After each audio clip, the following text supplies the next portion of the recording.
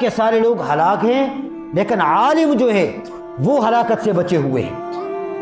اب دوسرے نمبر پر فرمایا والعالمون کلہم ہالکون، یہ جو عالم ہیں یہ بھی سارے کے سارے تباہ ہیں، چل بھائی یہ بھی سارے ہلاک ہیں، یہ بھی سارے نقصان میں ہیں، الا العاملون، سوائے ان لوگوں کے کہ جو اپنے علم پر عمل کریں۔ اب علم پہلی چیز، دوسری چیز عمل، کہ علم عمل کے بغیر نامکمل ہے، اور فرمایا کہ العلم بلا عمل کشجر بلا ثمر، بغیر عمل کے علم ایسا ہے جس طرح درخت بغیر پھل کا ہے۔